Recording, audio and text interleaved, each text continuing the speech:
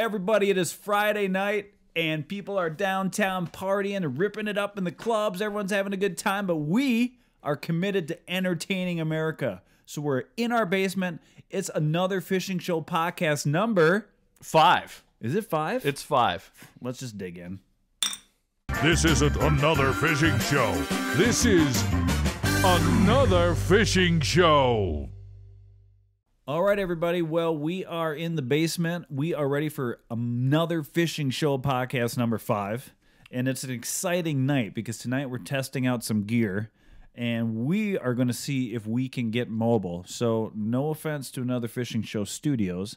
Right. But we've been desperate to take this show on tour. That's right. That's right. We're going national. We want to get it on the road. So instead of using the big PC over here, I've got everything running through this little laptop, which I'm hoping won't cause any problems. So yeah, the idea is how many is's can I have in a sentence? How many as you need. We take this computer, this little setup we have here. I'm not even sure if it's in the shot necessarily, but we have a little laptop, and we can take this to like a bar. Yeah. Right.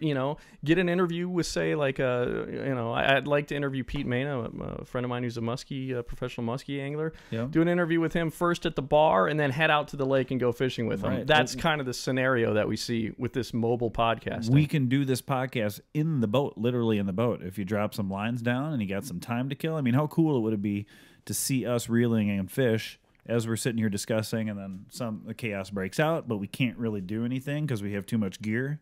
So we have to uncomfortably try and reel in a giant fish.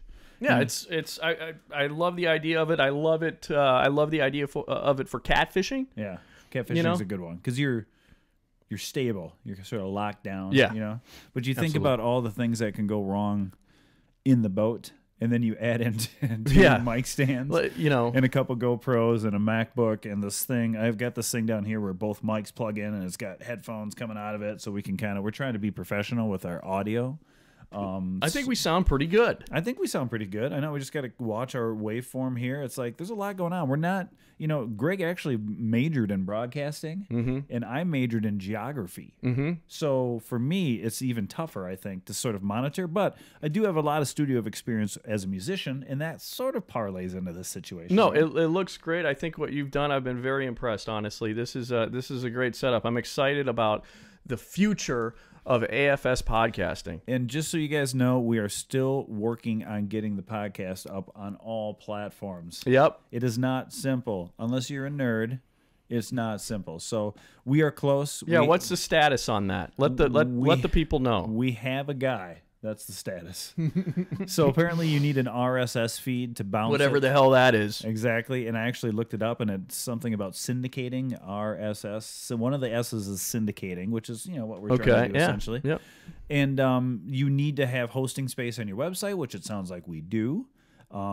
You also need to know how to deal with code, but not necessarily. There's programs that'll write the code for you. It's all incredibly boring. Yeah, I'm starting to doze off right now. I know, but it's so necessary. So we want that thing to get knocked out on every single way you listen to a podcast audio-wise. And the video one's going to keep coming at you. We're not going to get rid of that one, but we are working on it. So keep an eye out. Yeah, people, I mean, here's the thing. People have been complaining they don't have, an unlimited plan for their cell phone or something. Right.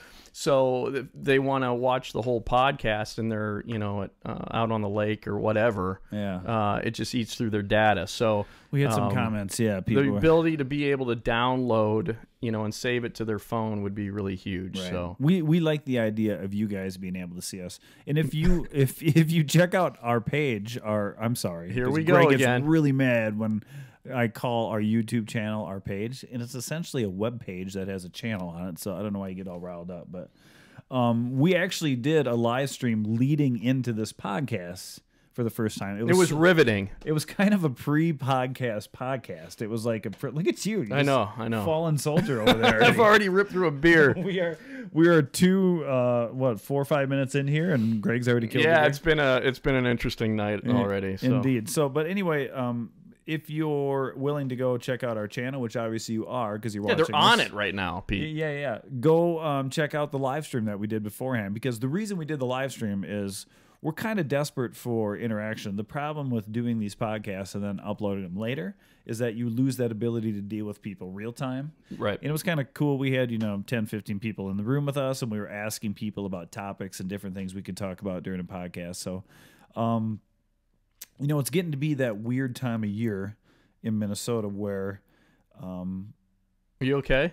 you don't know what to fish for because Are you going into the first topic?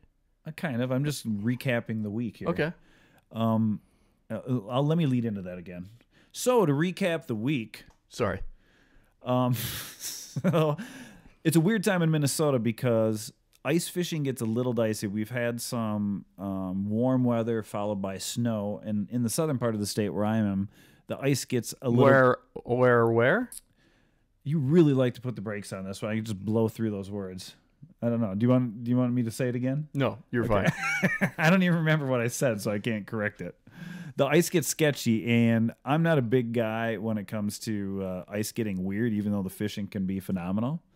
But it still seems to be a little too cold for me to get out and trout fish. I tried it last Wednesday, and I froze to death. I went back to one of my favorite spots as a kid just to revisit it, I guess, one of the places we used to fish as kids. And I almost, froze my face and hands off. It was terrible. The water was actually the warmest part of the experience. I was putting my hands in the water to keep them thawed. And I'm kind of running out of ideas. Like this Wednesday, we're thinking possibly... Well, I don't understand why you're running out of ideas. Okay? How many ice holes have you cut this year? None. But because I've been busting my butt doing so much editing, so many artistic edits... Okay. No. So here's the situation. Yeah, you can't. We have these seasons in Minnesota. If you're listening to this and you're not from Minnesota, we have these seasons in Minnesota where you're not allowed to target certain fish during parts of the year. Right. Unless Mississippi, you can. I have that. But it's weird. There's different things like all of the Mississippi. A good story about this, actually. Can you open my beer for me? Sure. A good story about this. So the other day, a guy told me, hey, I was out fishing on the Mississippi and I caught a giant trout, right? So I'm like, okay, whatever. It's the Mississippi. It's notoriously filthy. There's trout streams feeding into it. But he told me he caught a trout in the middle of the channel. It's a brown trout. Well, right. So I'm like, whatever. So the other day, a guy comes in, a bread man that delivers to my grocery store, Brent Hutchins. I'll even give you a plug. He texts me a picture, and it's him holding a 24-inch brown trout. Mm-hmm. And he caught it. They were ice fishing next to the buoy in the center of the channel of the Mississippi River. So what you got to understand is that I think what happens. So were both the cases of those brown trout in the winter? Yeah. So I think what happens is that that time of the year there's less algae bloom. This is my theory. I have no idea, but the water gets super clear. Yeah. And so the temp is right. Yeah. So isn't that bizarre though? That is bizarre. It really is. But that's maybe where they spend a part of their life cycle. I guess it's just I can't imagine the Mississippi. So, dude, browns can handle. They're a hardy crazy, fish. Yeah. They're a really hardy fish. But I just thought it was bizarre. I mean, here you are, the king of your stream, and then you head out into no man's land into the center of the Mississippi, just asking for trouble. Well, dude, but browns, man. I mean, browns are mean fish. Yeah, dude. Brown trout are tough. And part of my point with this is, they didn't know what to do. They're like, well, we're on border water. I mean, trout fishing is open all year in Minnesota, except for a couple weeks during deer season. They restrict it to the state parks. So they didn't know what to do. So they literally called the warden and they asked the warden, because I would have think if I caught that fish, I would have thought I could have kept that fish, on border water. Yeah. Are you going to donate to this? Yeah, no, I will. So, wouldn't you assume that any fish that you caught in border water you could keep? Are you getting aggressive right now? A little bit. Well, if you keep correcting my words, I will. Right. I'll definitely. This will turn into a headlock before we're done. But if you catch a fish in the border, what scenario wouldn't you be able to keep it? And I didn't understand this. So he said that's considered not legal to keep a trout if it's caught in the Mississippi. Here's the thing, dude. I mean, I'm a catch and release angler, so I don't even give a rat's ass if someone, I don't even know any of that, like keeping fish or I don't even. But there's no real regular seasons on the Mississippi. So why is a trout not legal on the Mississippi? You know what I'm saying? I didn't Right, I didn't right. understand the logic. I'm like, well, Yeah. I don't know why the game's different because the guy caught. And if someone can explain that to me, I would love to know. But I thought it was a little bit odd. You could catch something in a river that has no season. So Yeah, so I don't, yeah, that all of that confuses me. I mean, I look at the regulation book. I just got a new one for 2018, and it's kind of daunting, especially if you're a multi-species angler, Yes. figuring out, when you're allowed. Because here's the thing, I actually don't like, there's people that will target game fish out of season, and they say they're fishing for something else. And we have enough great fishing opportunities in this state and fish to go after that. Yeah. I don't fish for fish out of season. So, like, for instance, so back to what you started talking about as far as what to fish for right now, because everything is closed as far as game fish. Right. Well, you can still go after crappies, ice fishing. that sounds awesome. Okay, go ahead. You can go after channel catfish on the Horseshoe Chain Lakes. I've invited you up, and It'll be fun. It's just 3 hours away, but that's dude, you know how possibility. far it is to get here for this podcast? I know, but I have Yeah, so a I don't different want to hear schedule. if huh? I have a different schedule. You have a different schedule than me. Okay, well, you know what? I designed my life. You understand what I'm saying? This is a life designed. Is that what that is? Okay. Much to the chagrin of his wife.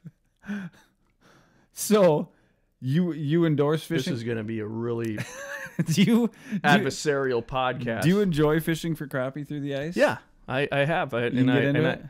Yeah, it's fun. It's fun to, especially in the winter. They get grouped up into basins. I guess it's not, dude. And you just drill some holes, and you find if you see fish marking, and if you get on the mother lode, they're all over, and you just drop down, and it's one right after another. All right, bang, bang, bang. It just seems like more of an edible fun thing than just to catch crappie, I guess. But I mean, if I compare that to,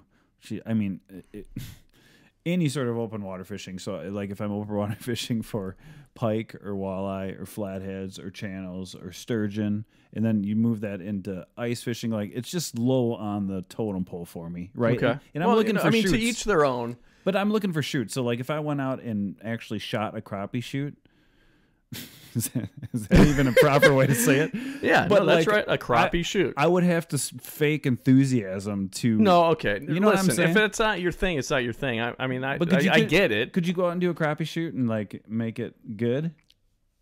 Like, so authentically good. here's the thing that I've Authentically learned, dude. Like on YouTube, there's a lot of things that are on YouTube that I consider like, even fishing videos, where I wouldn't particularly find them interesting, and they got mega views. So it's. Well, I get that, but like I'm more on the authentic. Like when I'm out and filming something, I want to be legitimately. No, and I don't blame you there. I mean, You know what I'm saying? I get you. Like Yeah. I would have a hard time sort of making that thrilling for the viewer because I think it won't come through me.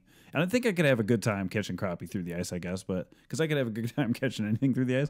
In fact, Well, you like to drink beer. I figured, you could probably make it work. And I've struggled through the ice mightily. So, I got into some perch and sunnies one day on the Mississippi, and I was like, oh my God, this is what it's all about, and it was just like tiny little fish, but at least I found fish. But recently I had like the best day of ice fishing ever. Which isn't saying much because I don't have a lot of great ice fishing days on the water. Lake of the Woods is probably some of the best stuff I've ever had for walleye. I think that's like that's tough to beat. But the sturgeon bite on the St. Croix is amazing, and I managed to pull in 4 sturgeon in one night, and I'd never had a sturgeon through the ice. Check out the video. Please do. And the biggest was 47. It was such a perfect finish. I actually only had 3 on the video, but I actually caught one more after the big one. But it was just like, it really changes the scale of what you can do through the ice, Yeah. And that's what's cool about the catfishing too, is it's just such a different experience than the standard old southern Minnesota prairie lake panfish experience. Yeah, for sure. And I really enjoy catching channel catfish through the ice because they especially the Horseshoe Chain of Lakes, which is near Cold Spring, Minnesota. There's a ton of them in there. It's not that difficult to find them. You got to do a little bit of homework, But when you find them, there's a lot of them, and they bite pretty readily, and you can have numerous fish, you know, in a outing. And they fight hard. The crazy thing is that they fight so they're damn hard. Yeah. And you know, we've talked about this before. We won't rehash it, but it's just funny to me that a fish that fights that hard, not a lot of people target them, you know, through the ice. So I personally cannot wait for the catfish season to start. We've fallen victim to this. And again, the bigger point here was my complaint was we were in a transitional area where it's hard to know what to fish for. But right. But you were making the point that this is fine. Like, you don't have any problem with figuring out. Was that your point? Well, what my point is that like this time right now, while we still have ice, there's all this stuff that's closed. Dude, we got a lot of ice. We got 28 inches of ice. And what's closed, by the way? Bass, walleye. I mean, all that's closed now. Huh? Yeah, I don't even pay attention. Well, I don't really either because I do because you have to in this state. So when can you fish smallies on the Mississippi then again? Is it April? It's crazy. No, it's like it's after. What blows me away? It's like in May. Oh my God! Because I was just thinking, it's hard. This is an amazing state to live in for bass, but it's also hard too because you can't legally fish pre-spawn bass in this state. Yeah. The season is closed, so you can't. They're saying they're protecting. They say they're protecting the spawn of the bass, but really what's going on, and we've learned this. We have an episode. We titled it "Bass Fishing Banned." I think that's what we title that feature episode. Check it out. Right. And it's basically a documentary of our frustration not being able to legally fish for bass. So we go down to Iowa, but since then they've adjusted the seasons. They have a catch and release. That's true. There's a catch and release. It got better. That's true. It still wasn't perfect. Yeah. But I was just thinking the other day, like, I got to get up by Greg's house so we can get out on the river up there and fish from smallies.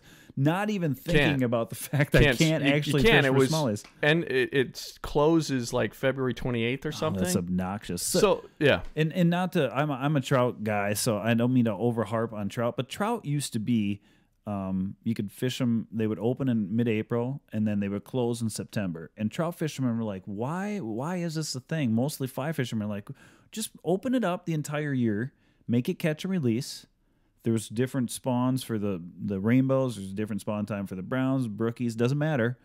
And nothing changed. It's open all year now. People just fish them, and they let them go. Yeah. And I'm sure there's some mortality, but the bigger issue is always just water quality. It's not about how they're getting fished or how they're treated. There's enough fish. It's just about protecting the streams, and if you have healthy water, the fish will be fine. I suspect the reason for that, the reason that you're saying that it is open all year long now, trout fishing? It closes 2 weeks during deer hunting season, and they just leave you in the state park. So they close it because you don't get shot. Yeah, right. Yeah. I would suspect that the reason that it's open all year long is because there's a few things. It's primarily because that fish is a catch and release fish, you know. Right. You know, so the DNR is thinking, well, they're not being affected by people keeping them. Yeah. Well, I mean, there's a lot of people keeping them, but well, I don't know, but I mean the thing with the people that keep fish is they're not willing to hike to where the best waters are. They're super. The reason we have a weird bass season here, I think, more than anything, is because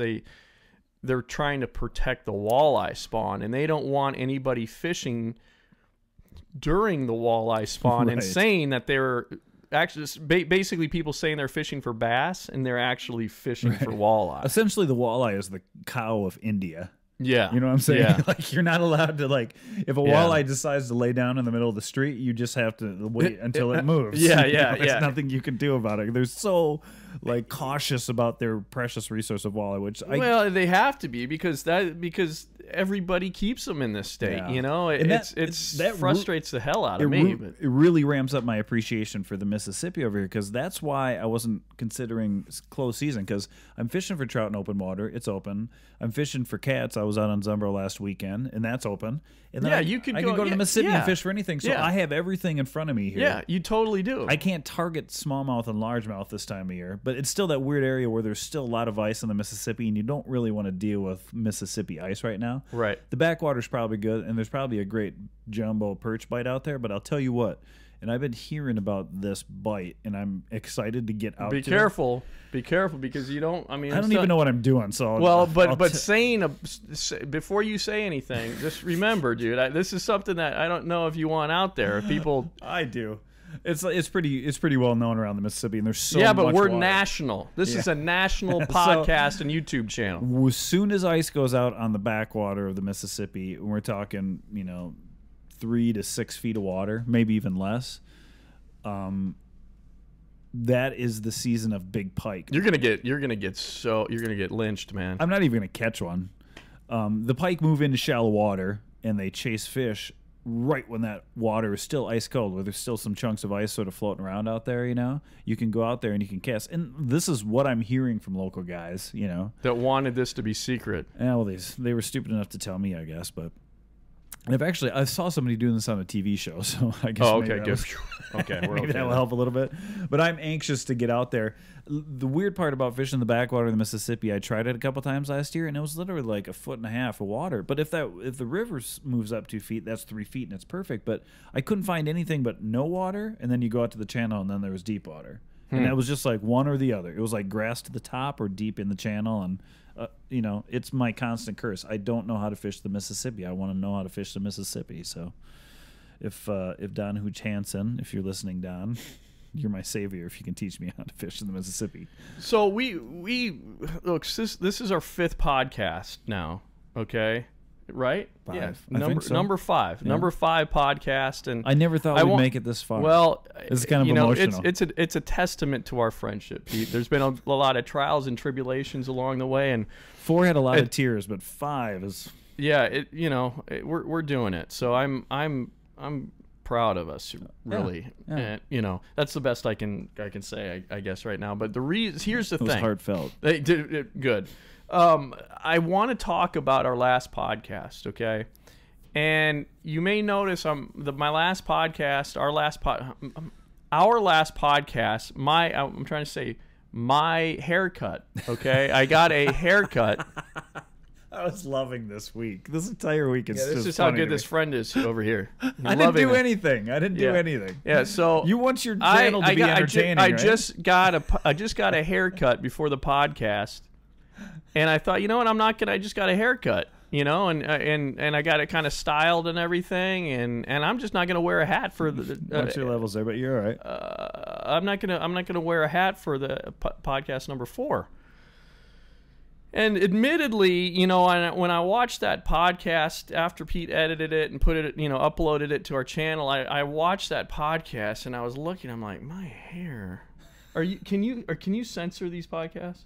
Because I'd like to swear a little bit. Yeah, is that going to add more work to your? No, just swear. Okay, so yeah, just bleep this out. But this is important because I think I want to be real with this.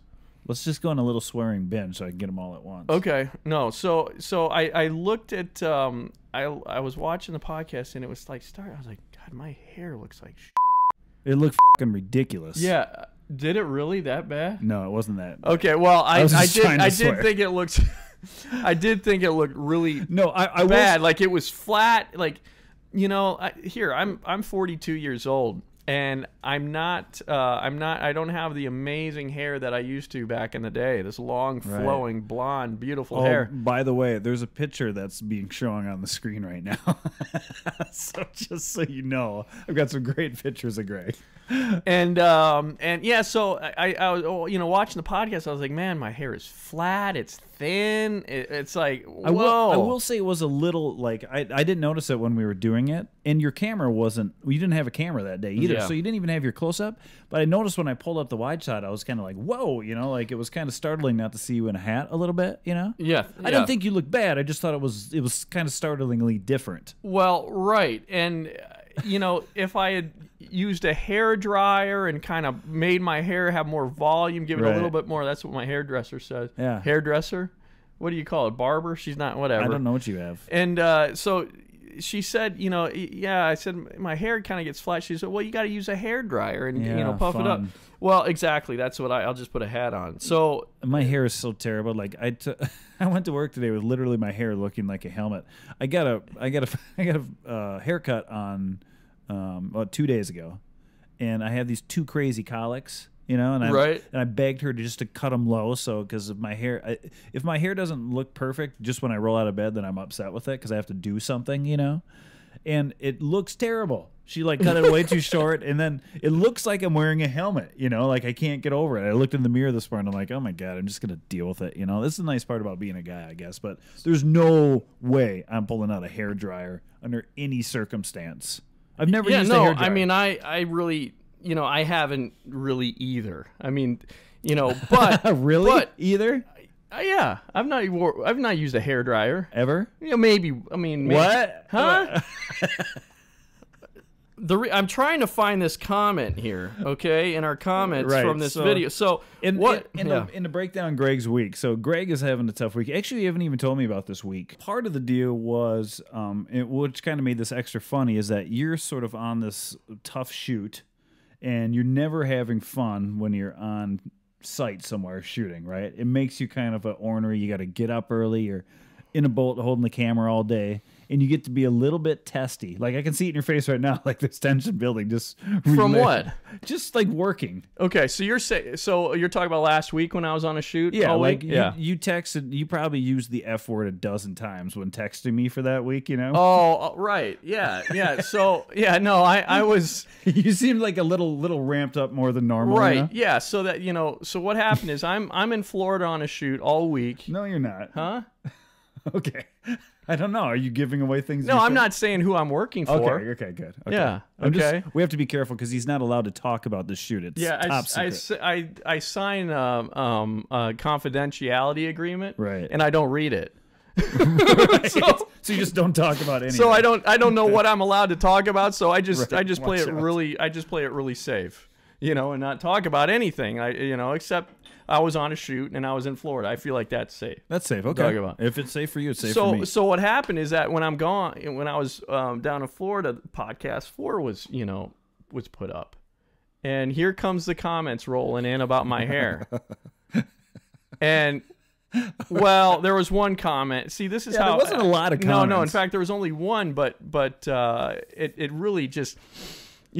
Especially coming from this gentleman, because he had said in a previous comment how he just could listen to me all day. I don't know if he had complimented you. So this is the comment, okay, from podcast number 4, and this is from Martin E.L. So Martin, thanks a lot, bud.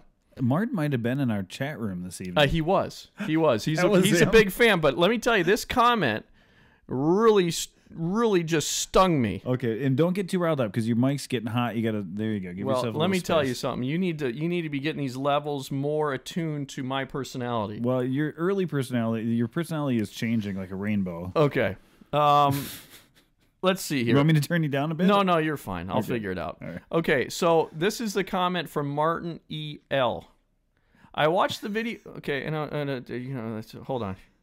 Okay, yes. So we talked about we in the podcast we talked about how we'd worked with Alex Perrick and a little bit. So he's talking about this. Martin says, I watched the video from AP and was expecting to see you guys and Pete. Bummer. Did you at least get some of the pizza AP ordered? And the answer is yes, we did. But here's where this is where it really was hurtful. Greg, you should keep your hat on next time! ! And I don't mean so. to laugh. I mean that's like, and it's out of the blue. You know what I mean? It's like out of nowhere. And I was like, oh, this is cool. He's commenting, and then all of a sudden, a zinger. Right. It really went right to the core. So I'm no longer a young man. My hair is falling out. People are calling me out on it. You know. And I don't think I sent you a text specifically mentioning that, right? Or how did that even come up when we had a funny text thread going on where you were mad because I liked the comment or something? You liked the you liked the comment or right. No. So that's not the only one. So as we go up, Pete doesn't get any negative comments. And by the way, I did like the comment. Like personally, I liked the comment. Mm-hmm. I thank you, Martin. I thought that was great. I thought, and by the way, and I mentioned this to Greg, you don't want to be, if you're going to be on the internet, you're going to have to kind of grow a thick skin. Oh yeah, let me tell you something. And I understand that. Okay. Wait till they start sending arrows your way, brother. I'm gonna be loving the Yeah. comments. Yeah. Like the trolls are some of the most entertaining part of the internet for me. I can't wait. Hey guys, this next podcast, really pick this guy apart, okay? What's when there you're to- watching it, what's there to pick apart? Yeah, it's like Michelangelo's David. What do you do with that? Yeah, you're a real Adonis, brother. Okay, so let's see. So then, as we go up here, we had another comment. Why don't you talk some? Because I gotta find Okay. this thing. Say something really inspiring or something. Right. Well, I mean, there's just the whole situation I thought was hilarious because I was kind of texting Greg while he was working, and I wasn't getting a lot of response, mostly because you're working. You only until you get a chance at the end of the night, and then he would get all fired up about it, and then he'd be like, "I gotta go to bed." That was kind of the same routine I've heard over and over again because you had to get up early. Yeah. But there was multiple. It wasn't just the hat one. What was the other one? Oh, the Peter Brady one. Okay, so I found the comment. Okay. And by the way, that another brilliant comment. I thought it was funny. I didn't even think So this this one- I didn't think this one was mean. I thought this one was funny. So this one, Can you read the whole thing? Because I can't. yeah, I will. Just hold on here. Can you read it now? I'm gonna read it. You maniac. Okay, so Easy on your. oh yeah, take those. You want me to turn you down? No, a bit? you're fine. Okay, 'cause I can I'll hear you just, I'll popping. just do it right here. You're popping on me. Sorry. Overmodulation. Okay, so this was amazing. Aaron Anholt, okay, made a comment. Aaron, so nice of you. I have a GoPro Hero 3 if you guys want it. I don't use it anymore. Yeah, What an amazing. incredibly nice thing. I haven't seen Aaron, and I don't. And yeah, he's a friend of 25 yours. Well, he grew up 2 doors down from me, or he lived next to me for. Nice guy, really nice guy. Yeah, absolutely. Obviously smart, has good taste, and is fully aware. And he's sending us a GoPro. We had GoPro troubles, and we're still having GoPro troubles. And he's sending me a GoPro. I mean, what a super nice guy. Yeah, and so that's the first comment he made, and I was like, "This is awesome! What a nice thing to do, right?" Next comment. I finally figured out Greg's voice.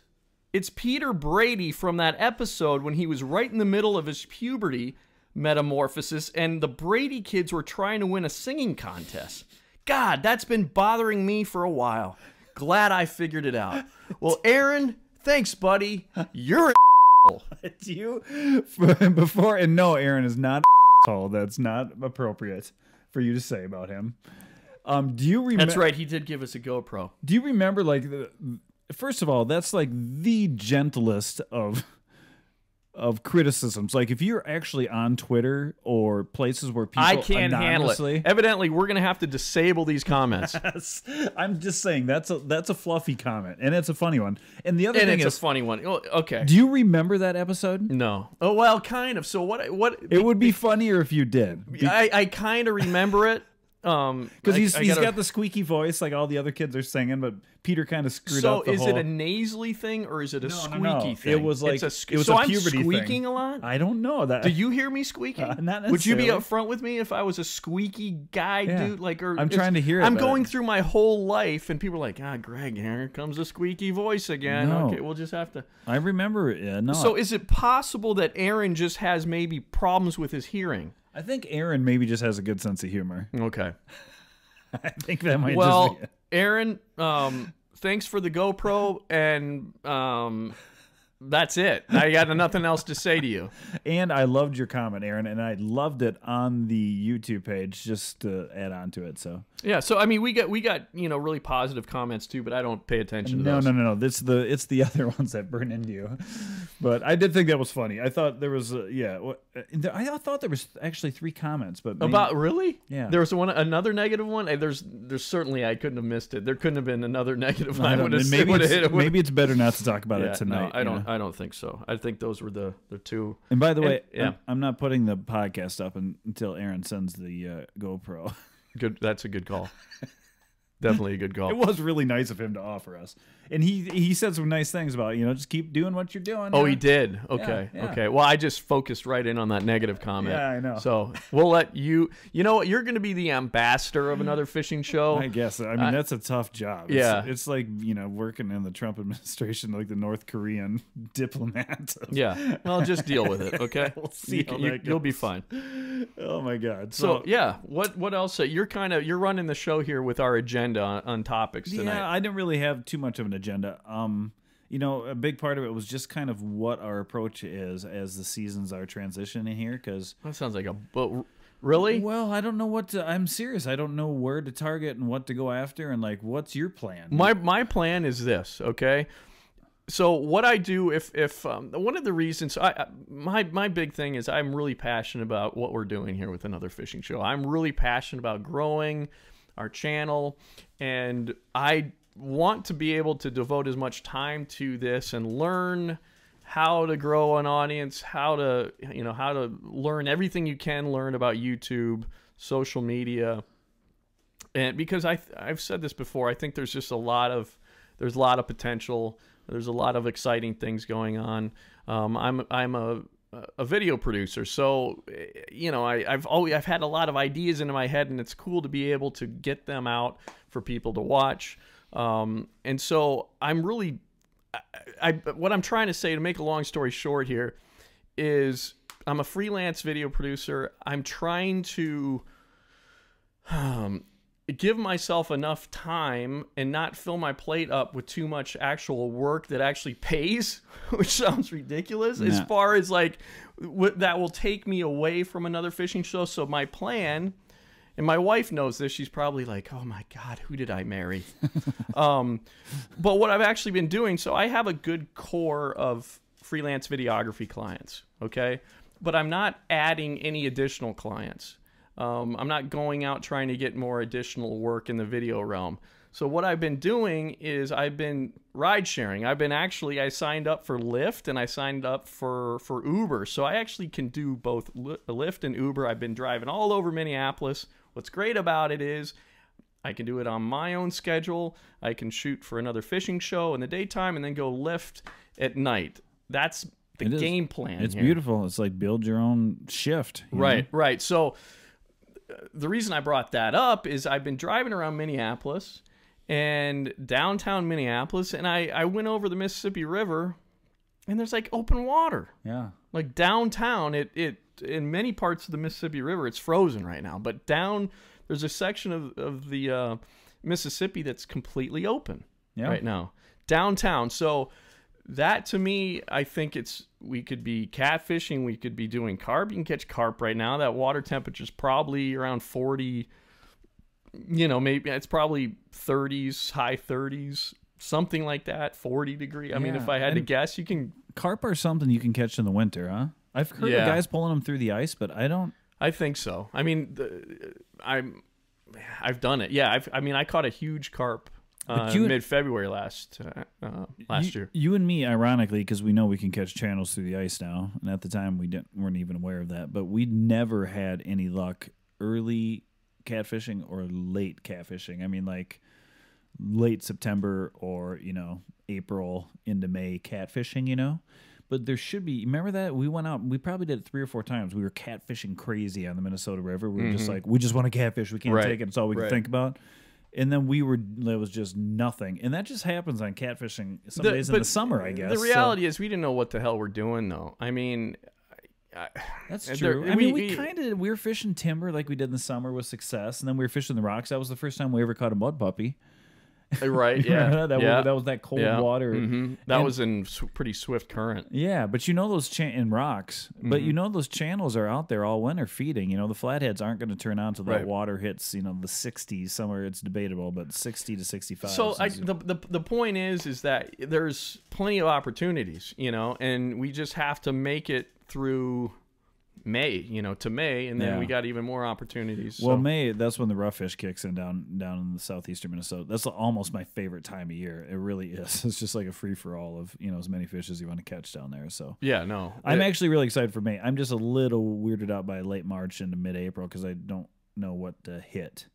Well, in runoffs, you're not. Issue, so. I mean, the thing, if you're not afraid to get your boat out, dude, the Mississippi, the wall. I mean.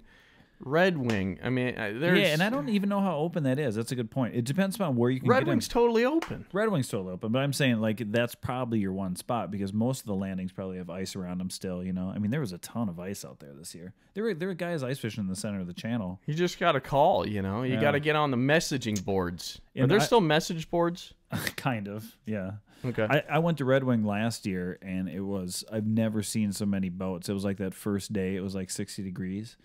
And it was like 200-ish boats out there. It was crazy. Like, I had people that were coming within 2 or 3 feet of my boat, just trolling by me, and then guys coming from behind me, trolling by me, just like in every single direction. Yeah. No, I mean, if you haven't seen it, we did a feature episode down there. Yeah. And there's a nuclear plant that's right above the dam in Red Wing, so that keeps the water open below it, and it's kind of an infamous spot because there's no season. For any of the species in there. Apparently trout there is, which we're just finding out, but every other fish is pretty much fair game, and it's kind of a bizarre scenario. I mean, it's literally nuclear power rods heating up water that's being discharged below that dam, and then it keeps it open for the entire season, so it's kind of neat. And Wabasha stays open all year too, but I don't know, it just weirds me out dropping a boat this early. It freaks me out a little bit, but it shouldn't. If I'm stupid enough to be out there in November catching sturgeon on the St. Croix, I should be stupid enough to be, in ice cold Mississippi water doing the same thing. Just wear your life preserver. Yeah. And the other thing is like the old Suzuki firing up, but maybe I can fire it up in the driveway before I pull out, Well, yeah. No, I mean, you got a trolling motor. If the Suzuki fails, just That's trolling true. motor to the... Got a backup to the plan. It's not like what do you think you're gonna be like swiftly taken down over the right? Just be like a wake up in New Orleans. Yeah, no, you got a ways to go yet before you're going over a dam or something. That is one thing. Like I used to be terrified of the big barges that would come down the Mississippi. They just seemed intimidating because I'm not. They don't used put to out a wake. I mean, they don't hardly put out a wake. And the other thing is they're just barely moving, and you can see them coming. It's not like you get plenty of notice before those things come rolling through. Yeah. So I've kind of gotten over that part of it, but I still feel like a tiny boat on that. Maybe they do put out a wake. I mean, they're They being kinda pushed do. by tugs. Yeah. No, they put out a decent wake, but the worst wakes I've ever seen out there are just like a busy summer day with pleasure boats. Yeah, for sure. I got seasick out there one day just fishing a wing dam. Do you really? Yeah, I was just anchored, and I was just like, I'm not feeling good. And I just realized it was the boats that were just rolling through there were just making me seasick, Oh my. Just sitting in one spot. So yeah, it's a frontier, but I will keep that in mind. I just wanted your advice on a way I could maybe tackle this time of year, and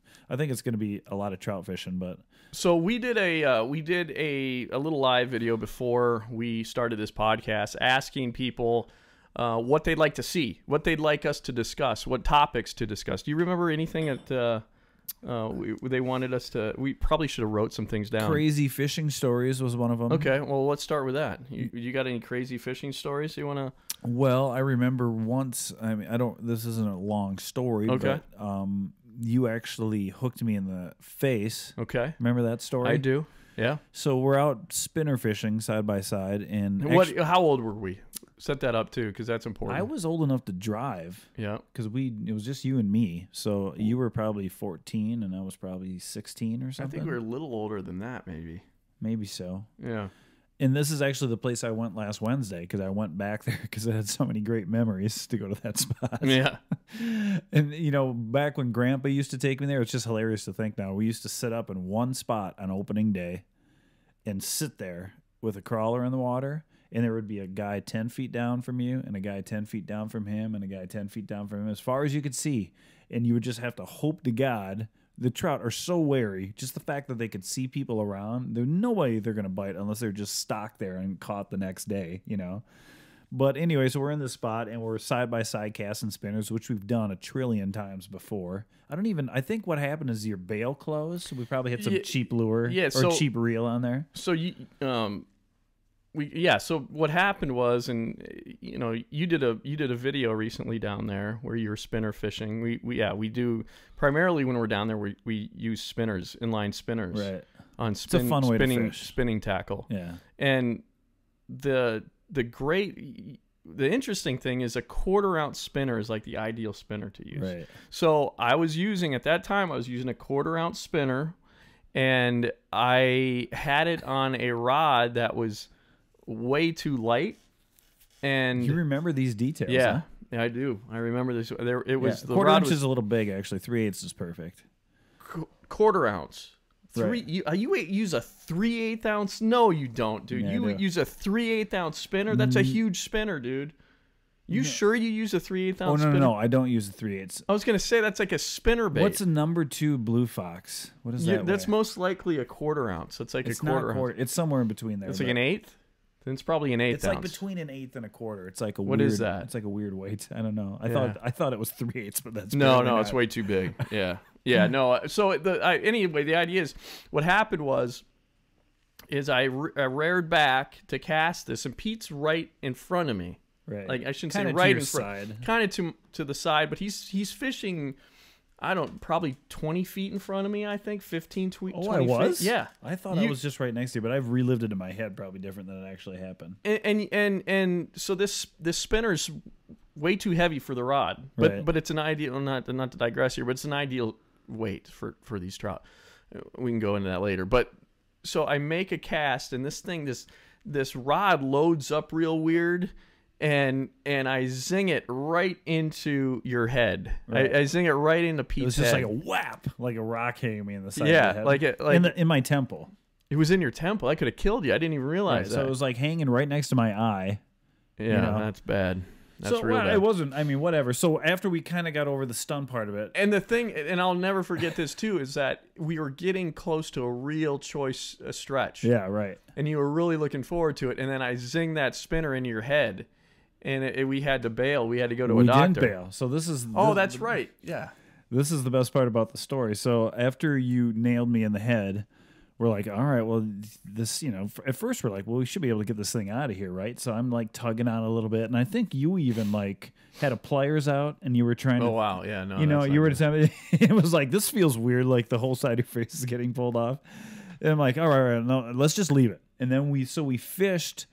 It must have been for like another 15 or 20 minutes or something. We were pretty close to the car, and then we kind of decided, well, let's probably go back to the doctor, or let's go to see Mom and Dad and then see what their advice is. So I had to go back to the house. Dad had to take me to a doctor. I think he took me to Austin or something, which was like 20 minutes away. And I remember the doctor very specifically going, well, remember, if you get hooked in the head there, that's very close to the what? And I was like, I don't know. And he's like, your eyeball. And I was like, oh, in retrospect, right. He was trying to teach me a lesson, which I never forgot. But I'm like, yeah, that was kind of close to my eyeball. But all I could think about was, oh, no, I can't keep fishing. I got to go home. This totally sucks. So, Yeah, no. I wish I would have known what to actually do if that. Yeah, because it's not that hard. I know now what to do. Right, and I still don't, but I'm always like, well, I can just Google it and I'll figure it out. I don't have it It's memorized. true. Yeah, at that time we didn't have Google, No. so now we have Google, and it's easy enough to figure out. But now, now I know you should use like if you have some braided line, Right, which we wouldn't have, but yeah, braided line, and you wrap it right where the bend of the hook is, and you push the eye of the hook down a little bit, and you just pop. right, it's just a bang bang. And how I really kind of learned that is, should we go into the next hook story? Like Please, Okay. please do. So I shoot for one of my clients, freelance videography clients, is Major League Fishing, and I've been shooting for him ever since the start of Major League Fishing.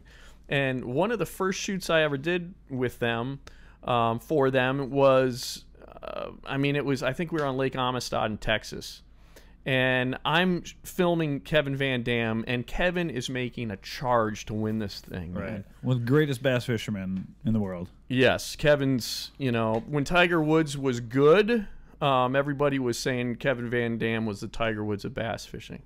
So I'm filming Kevin, and Kevin's down a few pounds, okay? He needs to really make a hard charge to win this thing. And he's using a jerkbait. Kevin's really, really good with a jerkbait and ripping out casts. He's found a covey of largemouth bass, and it's looking like this school of bass is going to be enough to actually potentially get him the win, right? So what's fun about this is that I'm getting all keyed up. I'm excited, and I've always been well, not always, but most of my life been a really big fan of bass tournaments, and I followed these guys for years and years and years. So I'm a fan. I'm filming all this. Kevin's, hard charging, and he's got this jerk bait, and he's ripping out casts, and he loads up his rod to make another cast, and thwap! Right into my forearm. My right forearm. Were you like holding the camera like this? So I'm holding the camera like this. And are you in the middle of the boat and he's on the bow? He's on the bow. I'm on the far back of the boat. And you just like enough to. Yeah, and he had enough line out, from the rod tip, that it just went right into my forearm. All of the treble hooks, both of the treble hooks. All of the hooks. Well, I shouldn't say all the hooks. So 4 of the hooks. So there's 6 hooks and 2 treble hooks, when you think about it. Right. So 4 of the hooks were in my arm, and my forearm. Did he have a forward motion, or as soon as it hit you, he stopped? Or was he... It was a forward motion. So it was a forward... It almost pulled your arm off the camera? No, he basically... When he loaded up the rod, zinged it, and it zinged right into my forearm and blew the jerkbait apart. It blew apart. There was nothing left of the jerkbait except the treble hooks embedded into my forearm. Was it like balsa wood or something? Or it was plastic. It was plastic. He just ripped a cast out so hard that and when it hit my arm, it exploded. And the treble hooks were they were so embedded into my forearm that it was like pinching my skin. Ugh. Right? And there's video, you can search it on YouTube. There's video of it. And so there's I think about 40 minutes left, 30 or 40 minutes. How would you left search that on YouTube, by the way? Just type in Kevin Van Dam hooks cameraman. Right. And you'll find it. Kevin Van Dam hooks cameraman. With a jerk bait, which was my favorite part of the story. Yeah. Do you want me to expound on the jerk bait? No, I think they get it, Pete. So what happens is I'm kind of befuddled. I'm like, holy crap! I look down and I mean, it's just. Is there a lot of blood? No, or not there's really? not blood. There's no blood at all. It's essentially a puncture wound. And it's so tight that the blood isn't even coming out. So is it just 2 separate treble hooks just jammed in your arm? Yeah. So with two treble hooks, exactly. There's like a piece of the plastic still but there. It's 2 separate treble hooks, essentially unconnected. Right. Exactly. So what happens is I'm like, just keep on going, dude. Try to win this thing. I say that to Kevin. He's like, oh, sorry, dude. And then he reties, and I don't know if he retied. He probably had another jerkbait rod, and he starts making more casts. It kind of took the wind out of his sails, and the momentum kind of petered out, and he didn't win. But do you remember what he placed? He was, I can't remember. I think maybe second or something, or I can't remember exactly. But we went back to the ramp, and he's like, dude. He's told me the whole time. He's like, Gary Klein. Gary Klein is he's been professional bass fisherman for years and years and years. When it really kind of first started, he's like, Gary Klein will go back. Gary Klein knows how to do this. He's like, don't go to a doctor, dude. They'll just butcher you. That's what Kevin was saying. They're just going to butcher you at a doctor. Let Gary Klein do the surgery. And I'm like, okay. Gary Klein. But does Gary Klein have what is Gary Klein's credentials in this area? Gary Klein, MD. Yeah. So we get to the dock, and meanwhile, the Major League Fishing cameras are rolling, Oh my gosh, sorry. You're going to have some real overmodulation to deal with. It's all good. You're getting excited. It's worthy. So am I. So yeah, you just settle down over there. Sorry. We're both getting too excited on this podcast. Woo. So we get on the dock, and Kevin's like, don't, Gary will be able to hook you up. All right. He'll take care of this. And I'm like, oh, okay, get there. And then the Major League Fishing cameras are rolling. They want to document all the carnage. And so Gary comes over. He gets, I can't remember what maybe 60 pound braid, something like that. Gets braided line, and he says, okay, and he's talking real calmly, And I don't really have a problem with blood, or this kind, like a hooks. That doesn't really bother me like some people. There's other things that I have a problem with. Like I've fainted with like I've seen on TV, like a hyperextension of an elbow. I've fainted twice in my life. And one was when it was actually with Pete Mayne after a shoot. We were all at the bar, you know. I'll get back to the story here, but this is kind of funny. That's a pretty good one. Yeah, it's unfishing related. But. Yeah. So we had just wrapped up a muskie shoot. I was with Pete Mayne and a bunch of other guys on the shoot, and we were at a bar, and there was a TV on, and there was a jackass skateboarder doing these moves, you know, doing grinds on like railings. True TV or something. He falls, and he hyperextends his elbow, and they show it in this thing. I said to Pete, I said, dude, I'm gonna faint. He goes, what? And then right then I just slouched in your chair, but you didn't hit the floor. No, and they like picked me. They got me. They're like, dude, are you all right? I'm like, I told you I was gonna faint. They're like, whoa, man. And then the other time I fainted. So I was watching this show on Netflix. It was called 13 Reasons Why. Did you see that? It's a big thing. It was like about suicide, okay, and teenage suicide. Oh, that sounds fun. Yeah, no, it was the final scene. They show this girl cut her wrist, dude, and I. Is it a documentary? No, it was and this is what really drove me nuts about this. I really liked. It was like a teen genre kind of John Hughes kind of movie feel, and I really enjoyed the series. But the final episode, dude, and you get to know this character who kills herself at the end, you know, and it's graphic. And I was like, I said to my wife, I said, I don't feel so good right now, and then I just went.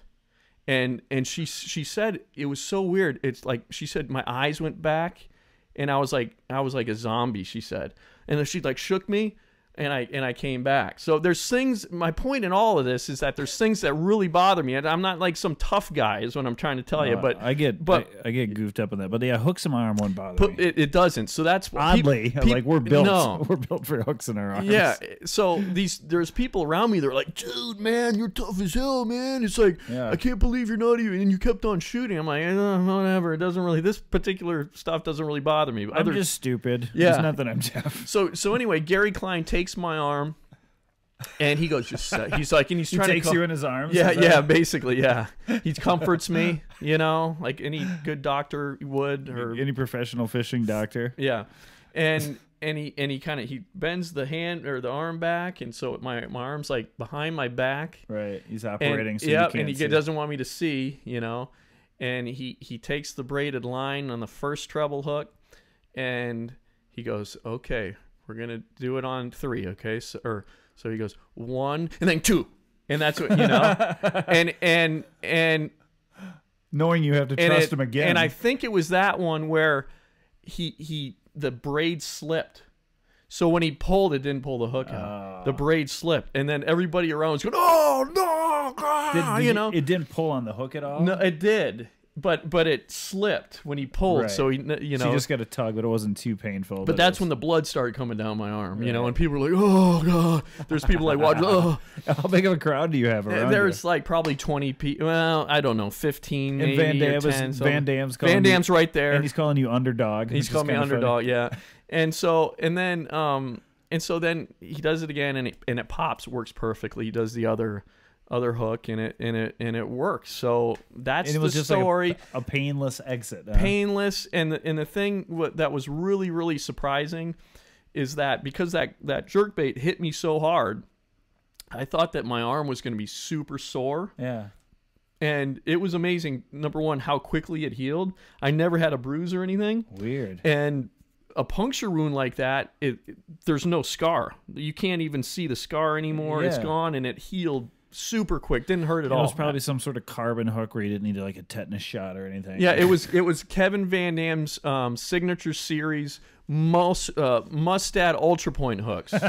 You remember it very specifically. Yeah. So that is better than me getting hooked. There's some reason getting hooked by a professional fisherman is cooler. If you're going to get hooked by a professional fisherman too, at least it's like one of the best ever, you know? Yeah, no, I mean, I was very proud of that moment. Yeah, it's kind of cool. So yeah. I shouldn't say I'm very proud. I'm being kind of sarcastic there, but it was cool. You know, Yeah. I mean, I've worked a lot with that dude, and you know, it kind of there was a bond there. Yeah.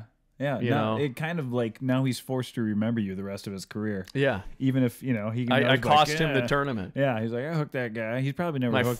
My forearm cost him the win. Yeah, no, I think he cost himself. You should. You have to stop blaming yourself. Okay, you really should go to therapy and get that work through. But yeah, so what? Okay, we talked about. Was there anything else that people wanted us to talk about? You know, I don't remember anything too specifically because there was a lot of jokes in there and not really official topics. You know, so I think the best thing we could do is probably just wrap this up and then come back next week more prepared. Yeah, definitely. This is what shall we call this podcast? The title, the Unprepared podcast number 5. But we're still worthy of a listen, isn't it? Yeah, it's definitely worthy of a listen. I mean, you'd be shortchanging your entire life if you did not listen to this podcast. So, I actually kind of like winging it a little bit, you know. But it is nice to have something on the back burner, so you can always be like, well, let's see if we can go here if we want to. But you and me have sort of a skill of wandering around each other's minds and never running out of things to say. Agreed. And for better or for worse. That reminds me, on the next podcast, you know, because I think one of the things, and we had a comment about this, and this person really kind of nailed it on the head. What we're aiming for here is that we want these podcasts to be very conversational.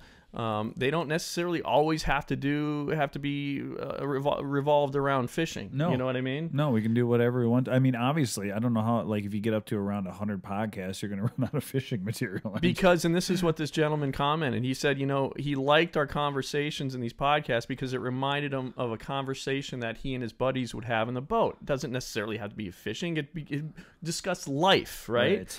And so. We don't have enough time to do it right now, but the next podcast, Pete, we really need to discuss the UFO phenomenon. That's right. Honestly, that's how we can go all over different topics. We're going to discuss UFOs the next podcast. I'm going to let you discuss it and I'll watch it. Sure.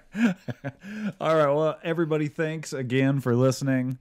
Podcast number 5. We have survived it. It's just about midnight. We always seem to start these things late and finish late, but this gives us just enough time to pop a couple more beers and then pass out somewhere. So thanks for listening, everybody. We will see you on podcast number 6. We may hear something about a UFO. I'm not promising, but he pretty much said it. Remember to subscribe. If you haven't already, subscribe to Another Fishing Show. Really, right now, it's the best way to support us. It really is. It's like all we ask is for a subscription, and it's not like NPR style where we're going to send you some sort of cheesy T-shirt and you have to send money. It's free. You just click subscribe. It's almost too good to be true. Yeah, it really is. So, all right. Well, thanks for listening, everybody. We love you. We will see you soon. All right.